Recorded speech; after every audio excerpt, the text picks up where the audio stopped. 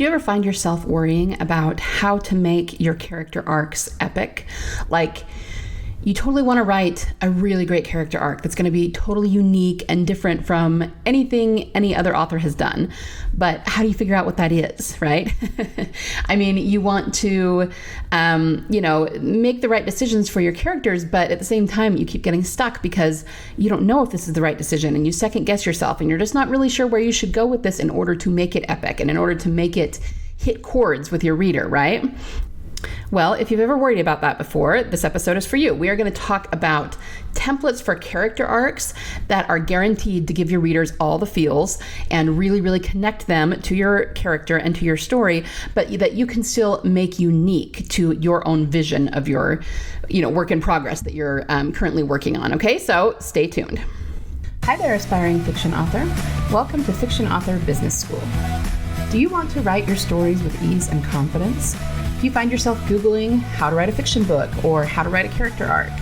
Do you want to create a fiction empire, but you can't even finish the story you're currently working on, and you find yourself doubting it will even be good enough? Hi, I'm Liesl. I too have been writing stories since I was just a kid. I wanted to do something about my fiction writing dreams, but got information overload every time I looked for writing help because there's just so much out there on the internet. I wanted confidence that I wouldn't disappoint my readers and a plan to publish regularly. I knew the foundation of any author career, including the marketing aspect, is a stellar and well-written story, but I didn't know how to be sure that my story was solid. I went on a journey to figure out what really makes readers tick and how to incorporate those addictive elements into my story.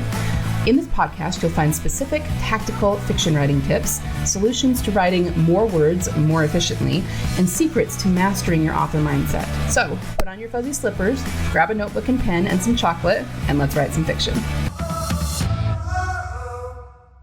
Hi, Liesl. Thank you for your podcasts. I love to start my writing day with one of them, and it's always a great way to get inspired and move forward. Thanks. The volume of Liesl's information is amazing, and the quality is excellent. Thank you for your generosity in sharing all of this information. That was from T.R. Stevens on SpeakPipe. Thank you so much, TR, for that review. I really appreciate it, and I'm glad that you're finding some inspiration in the advice, and also that it's helping you start your writing day. That makes me so happy. So if anyone else would like to either leave a review on SpeakPipe, or you can even ask me a question there if there's something that you want to know, or you want me to do a podcast episode on a particular topic, you can go to www.speakpipe.com/theprolificauthor, and I might just feature either your review or your question on the podcast. Okay, so let's get into our topic for today, which is about character arcs. So I remember a time when I was first starting out and I really wanted to write something epic, right? We all do. We want to write, quote unquote, the next American novel, which is really not very much a thing. But I definitely wanted to wow my readers. I wanted to have very dynamic characters that would change, that would give my readers all the feels when they were reading my book, But I wasn't sure exactly how to do that. I mean, of course, it's going to look different for every author and every story you write, just depending on the characters you've created, the world you've created, the plot you've created, all of that. So, you tend to find yourself doubting. It's not even so much your writing abilities, but whether you're making the right choices for your characters. And I get this from a lot of other authors and from my students, that they get indecision, what you might call indecision paralysis, where they can't make a decision about where to take their character or, what's going to happen next. And then it keeps them from moving forward in their story. And of course, that's not what we want. We want to move forward with confidence in our narrative and really know where we're going with it. So here's the thing. Even though plenty of you who listen are plotters and plenty of you are pantsers and a lot of you are a little of both, everyone's somewhere on the spectrum, right? Whether you're a plotter or a pantser, it doesn't really matter. You still can't write a really great character arc unless you understand the nature of character arcs, okay? This is why I love talking about this stuff and I love to teach what I teach, because it really helps you to understand the nature of writing fiction, okay? It's not just what your second grade teacher told you. I mean, I'm sure I'm preaching to the choir here, but it's not a matter of just throwing together a random sequence of events and a few characters and throw a romance in there and a sword fight or whatever the case may be, okay? It's so much deeper than that. It's so much more psychological than that, okay? So I understand that you want to write something new and different and completely unique to what any other writer has ever written in the history of the world. But here's something you have to understand. That is not what your reader wants, okay? As human beings, even if it's on an unconscious level, we are looking for certain things from our stories, okay?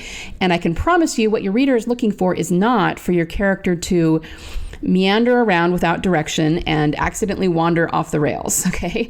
And I hear you, people are going, well, yeah, but what about pantsers, okay? Pantsing has really nothing to do with character arcs. Pantsing is the way in which you discover your story and your character, right? It's either pantsing or it's outlining or it's a combination of the two. But here's the thing, even among pantsers, the most successful authors out there, their character arcs are still going to fall into one of these templates that I'm about to show you today. Okay, so you have someone like Stephen King, okay? He's a very famous pantser, and he is one of the most successful authors in probably the history of the world, okay? But pantsing has nothing to do with it. He understands how to tell a story. He understands how to write a character arc, and that is why he's successful. He may pants what's going to happen and how he's getting there in the story, but when push comes to shove, believe me, he understands the psychology of storytelling, and that is why he's so successful. He has applied that in his genre in such a powerful way that he's very, very successful at selling books, and that is what we want, okay? So I'm going to give the disclaimer, if you will, that if you're really just writing for you and writing for fun and you don't really care, then of course you can do whatever you want with your story, and you can do that anyway. But if you want to sell books to readers, if you want readers to be in love with your story and come back to you as an author again and again, you need to understand the psychology of storytelling a little bit better than that, okay? You have to understand what readers are looking for in character arcs. So let's get down to what it is. There are 3 types of character arcs that I'm going to go over today. And if you are on my email list, you might have seen an email about this, but I'm going to go into a little bit more depth here. The first type of character arc is called dynamic linear. Now, it really is all in the name. Dynamic meaning the character does change, and linear meaning there's sort of a straight line of change. So if you can picture a graph from math class, right, with a straight line going from the bottom left to the top right, that is what a linear dynamic character arc looks like. Now, what does that mean? It means that the character is going to go from a place of weakness to a place of strength in a straight line, meaning they'll start out weak at the beginning of the story, they'll end up strong. And of course, this can be anything. It can be physical strength, like, maybe the Rocky movies where he starts out not being able to put up much of a fight, but then he trains and he struggles, and by the end, he's very strong and he wins the fight. But it can be a lot of different things too. It can be psychological strength. It can be knowledge, strength of knowledge. It can be emotional strength. It can be strength within relationships, like in a romantic love relationship. Okay, it can be anything. A really good example of this is the Christopher Nolan Batman movies. And I may have used this as an example before, but it's just the best, really self-contained example that I can come up with. The first movie that Christopher Nolan did, which is a little bit less known, is called Batman Begins, okay? That was the first one he did with Christian Bale. And that is a very good example of a dynamic linear arc, okay? Because in the beginning, Bruce Wayne is weak in every sense of the word, okay? He's emotionally weak, he's psychologically weak, he's undisciplined, of course he's physically weak. We even have a part where his girlfriend, Katie Holmes, slaps him in the face for being weak, okay, because she's so angry about something that he was planning to do, okay? You don't get any more rock bottom than that. And then throughout the course of the film, we see him turn into the Batman that we know from the comics. He becomes physically strong, emotionally strong, psychologically strong. He learns to discipline not only his body, but his mind. And so he goes to a place of strength. And that is what helps him to win the battle against the villain in that film. Now, notice when I described that, I did not talk about plot at all. I mentioned the villain, but I didn't get into the conflict at all. Okay, we are just talking about the internal character arc here. We need to see our characters change, grow, overcome. That's the biggest thing. And the dynamic linear is probably the most common character arc because we always like to start our characters from a place of weakness and take them to a place of strength. Now, of course, we could talk about nuances and details. Maybe you are kind of doing an anti-character arc where you're taking someone from a place of strength to a place of weakness. Probably the best example of this would be an Anakin Skywalker thing. And it's not a physical strength, but he starts out being very emotionally strong, being affectionate and loving and decent and having good morals. And we all know where he ends up. Okay. He goes downhill.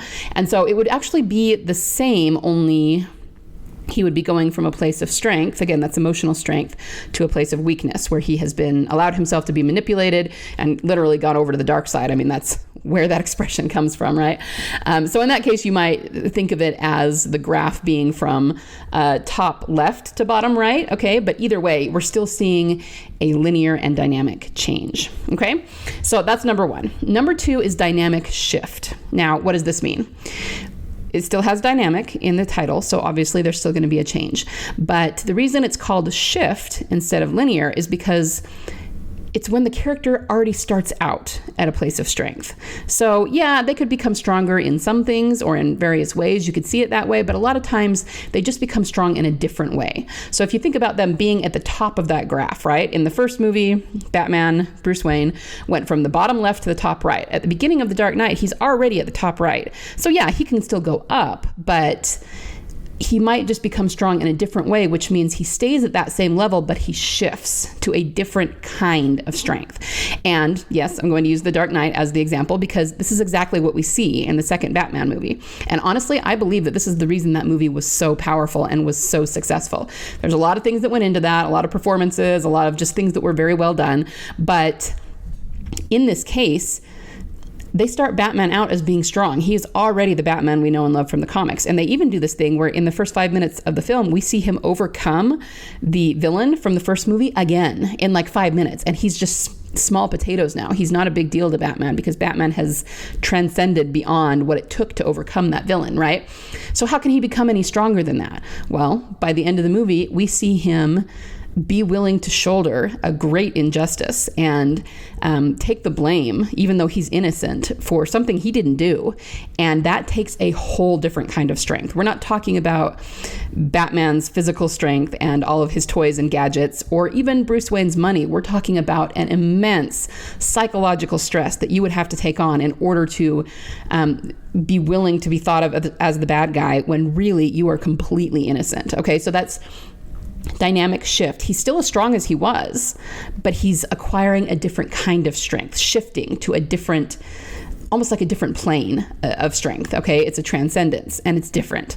Now, that's really hard to pull off. I would almost submit that you should not try to do that in the first book of your series or in the first part of your novel, because you almost need to establish the linear strength first. So most often, if you're going to do something like this, you're probably going to write in a series and you're going to start the first book with a linear dynamic arc. And then once that has been established, you can go into the linear shift. And what Christopher Nolan did was he just did it masterfully. Okay. He really well established what he needed to establish in the first movie. And in the second movie, I mean, that man just knows how to tell a story and knock the audience's socks off, okay? But he did it with a dynamic shift arc. And once again, that's really hard to do. Not everyone knows how to do it. Not everyone can do it within the scope of their story. You have to have a story and a set of characters where it's possible to do that, and it's not always. And there's nothing wrong with that. You don't have to do it. But I'm just saying it's almost like another level of storytelling. And you need to master the first one and then move to the second one, much as your characters need to first master their own strength and then move on to the next obstacle, right? So those are the two character arcs that I most love to work with because they're both dynamic. There is a third character arc type, which I call non-dynamic. And I know, I can hear you. You're probably going, wait a minute. Don't characters always have to grow and change? I would say yes. They don't always, though, do they? There are some people who write characters that are completely flat, and I would submit that that's not a good thing. I would never intentionally write a flat character. But you could also argue that these non-dynamic arcs aren't entirely flat. So it just depends on how you approach them. A non-dynamic arc is exactly what it sounds like. It means that the character at the beginning of the story and the character at the end of the story is largely unchanged. At least that's true on an emotional or psychological level. That doesn't mean that they can't acquire new knowledge throughout the story. And in that way, they're changing because they're learning. But the change is not like a soul change. It's not as deep or as, dynamic, for lack of a better word, as it would be if you were using a dynamic arc. So let's talk about examples. The place that I most often see non-dynamic arcs used, and often used quite successfully, are in non-chronological series. So a lot of times these are action hero kind of series. Jack Reacher, Robert Langdon from the Da Vinci Code series, Jack Ryan.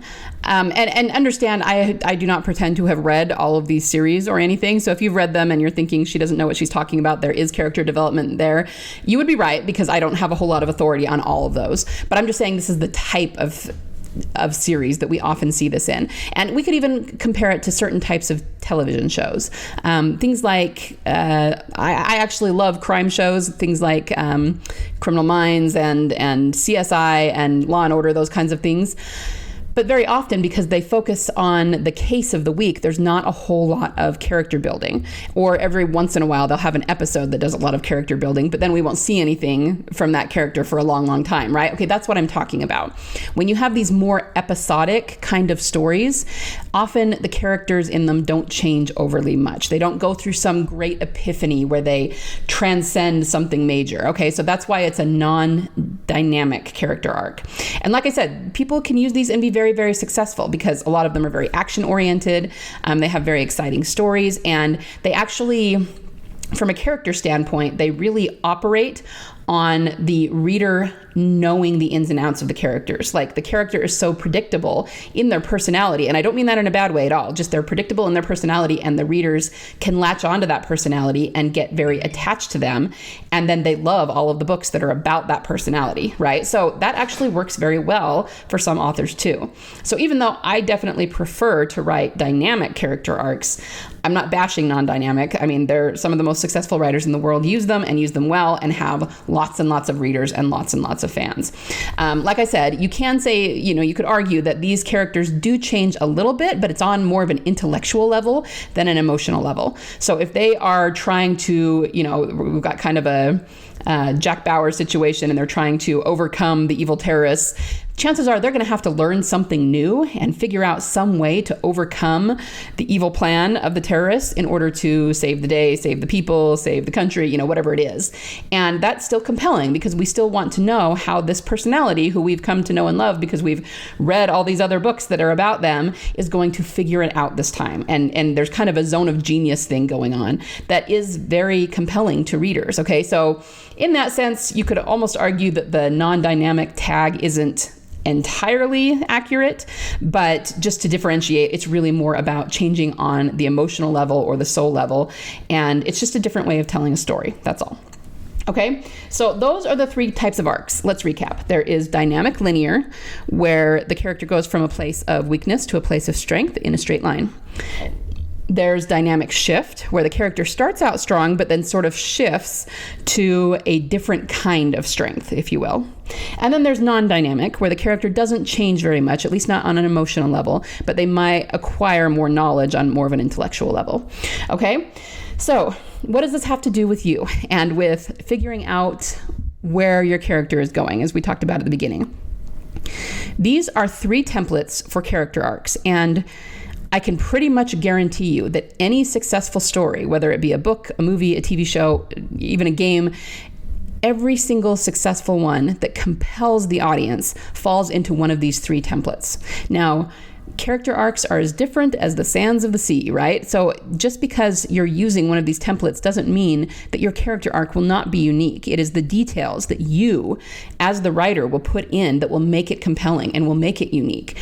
But if you're not following one of these character arcs, one of these templates, if you're just meandering around and hoping at some point you get to something genius, it's probably not going to happen, guys. Okay, I hate to break it to you, but these are the kinds of things that your reader is looking for in a novel. Okay, they want to see this kind of transcendence. They want to see how the character is going to overcome.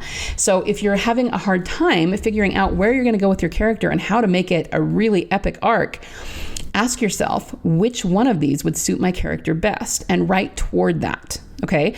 And you know what? It's one of those things you might think that the dynamic linear is the way to go. And oh yeah, that's what I'm doing. I'm totally doing that.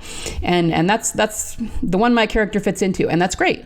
But maybe try on a few of the others and see if it doesn't spark some ideas for you. How could you take this character to a place of strength and then force them to shift in a way that's really painful? That's what we do. We put our characters through pain and watch them deal with it. That's what readers want, okay? And even if you're doing the non-dynamic, you can still give the reader what they want by, not necessarily changing the character on an emotional level, but showing them overcome some life and death situation and kind of making it a zone of genius sort of thing. So your homework for this week, I want you to figure out which one of these your character fits into, and do your best not to feel stifled by it. On the contrary, use it to expand your character development within that template. See where you can take it, see where it can go, because having rules actually enhances your creativity, right? Because you have to figure out how to make this an amazing story and an amazing character arc within these parameters. And that's harder than just, doing anything you want.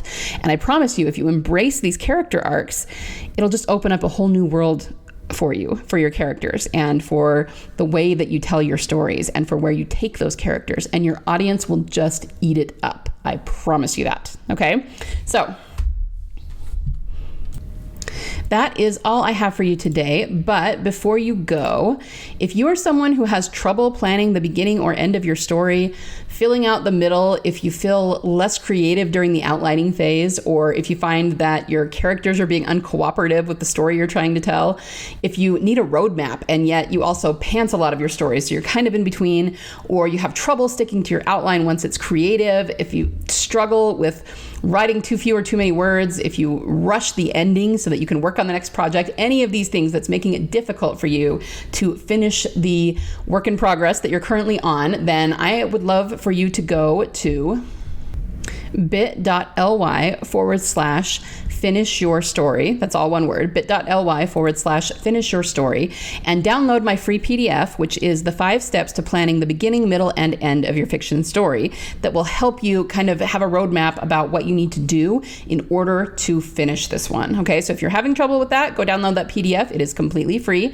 Again, that's bit.ly/finish your story. Beyond that, guys, I hope this was helpful, and I hope you have a wonderful week of writing. Go out there and write those stories that only you can write, and bring them to readers who are just sitting around waiting for them. And I will see you next week, same time, same place. Bye for now. Thanks so much for listening today. Before you go, would you be willing to do me a solid? If you found any value at all in this episode today, would you be willing to share it with other authors just like you, in the hopes that they might find some value in it as well? Happy story crafting this week.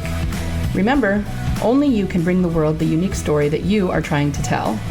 Only you can succeed in your own unique way in getting it out of your mind and your heart and into a medium where it can reach thousands, if not millions, of salivating readers. You don't have to worry about failure, because there is always a market for awesome.